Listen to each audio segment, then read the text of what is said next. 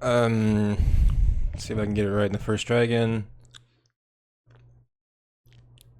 Today I wanted to cover a video about spirituality because I do say a lot of what can be perceived as negative in regards to spirituality, and I think it's important to hash out its continued importance, and where it's kind of gotten us. My favorite dude to kind of glaze these days is Robert Moore, and I would say what him and Gillette did was one of the coolest books that I've ever had the pleasure of listening to. But that's this book, as well as Robert Moore's website, will be linked. In case you don't know, Robert Moore, psychologist who attempted to map out the human psyche using four quadrants known as the king, warrior, magician, and lover. It is his belief that since before societal creation, what man has been trying to do is essentially live out archetypical narratives that again have been following humans around since before society started. So, love this guy. Love a lot of the work that he's done. And I'm going to use a lot of his interpretations, especially in regards to the magician sector, to kind of help people understand where we are today, the importance of religion, and really just how to use the practices of religion in a useful way. Or at least as I see it. I mean, obviously, these are all relative to the time and situation you're in. Um, where are we at on time? So, like a minute and a half intro-ish. Again, both of these links are going to be in the description. The biggest compliment you can pay me is just really spreading ideas like his, or fucking learn math or physics or something. But again, both of these links are going to be in the description. Covering spirituality, one of my favorite stories to retell, and it's also in my book. As I'm beginning to find out, all knowledge is just a reculmination of what we've already found out. There's just nothing new about any of this experience that we're collectively having. It's just a different time and place. But my favorite story to try to retell is the story around Copernicus, who was, if I'm not mistaken, a Catholic. Copernicus was the guy who essentially is credited with the idea of introducing modern society to the idea that the Earth was not the center of the universe. And for his beliefs, he was not only ridiculed and taken to his various chopping blocks, he essentially lived the rest of his days on house arrest for what he believed. This can got kicked down the road, so to speak. I think someone eventually got martyred for these beliefs, but it wasn't Copernicus, it wasn't Galileo. But the whole point being is around where everyone's attention is ultimately at in this space. We used to believe that Earth was the center of everything, just like man believes now that for some reason it is the center of just about everything, and that is not a projection of just the self. That's just how our ego injunctions work with the rest of reality. That's how all of us behave in some way, shape, or form. We're fucking humans.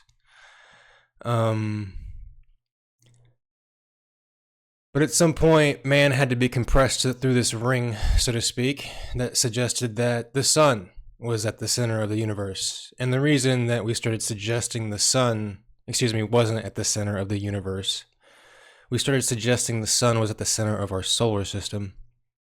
And in doing so, we found out that the Earth was not even the center of our own solar system. You know what I'm saying? Not only was Earth not the center of the universe, it wasn't even the center of the local grouping of planets that we're in.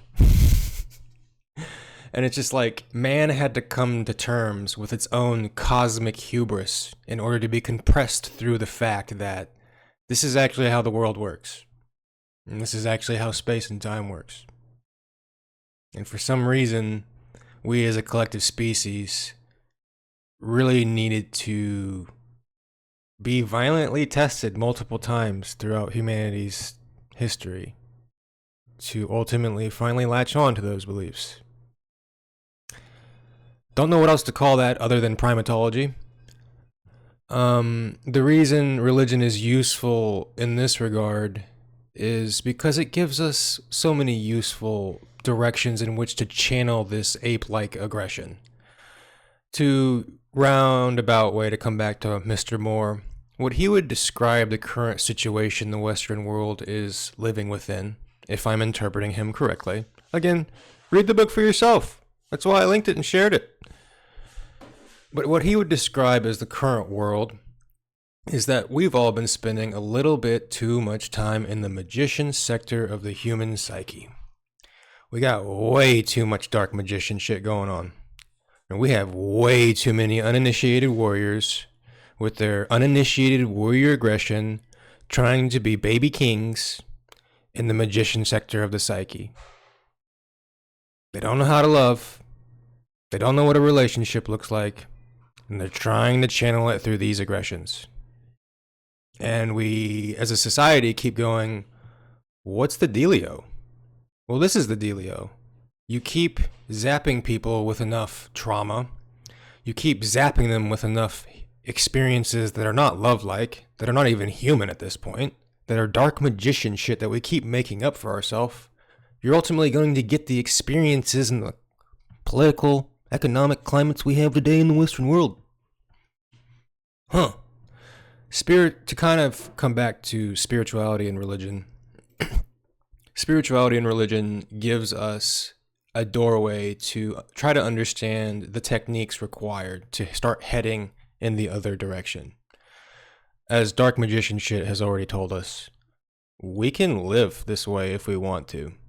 As I've kind of described this reality, what we're being kind of taught more or less over and over is just how much can you do to a human being's self-respect to themselves before they finally do something about it. And that's not, I assume that's not a world everybody wants to continue to live in. Who knows? I don't know. But right now we're being clearly gaslit by the political zeitgeist and weather relevant factors. The way out of this, well, we can come together. We can use things like the learned rituals from religion and spirituality, and we can start pointing our behaviors in the right direction. Now, unfortunately, we do need dark magician shit to outline the boundaries of the dark side of humanity, but we, at this point, shouldn't need to keep experiencing the dark magician shit in order to get the better, positive realities that we want out of history. I really do hope that makes sense and how these quadrants kind of work. Like I said, the work that I'm trying to do is not well established within individual points of interest. Like, I'm not doing anything new in terms of psychology, math, physics. I think the only thing that I'm doing that's kind of new and relative to the era is that I'm trying to establish well-defined links between psychology and mathematics. And that's, I think, something no one else is really doing at this point, because we're really not even thinking about the problems correctly at this point. Once I'm able to establish a link between the the psyche and math, we can use things like the commutative property to link things like psychology to physics. Because again, a lot more clever apes have hashed out how math works, how physics works, the relationships between those properties.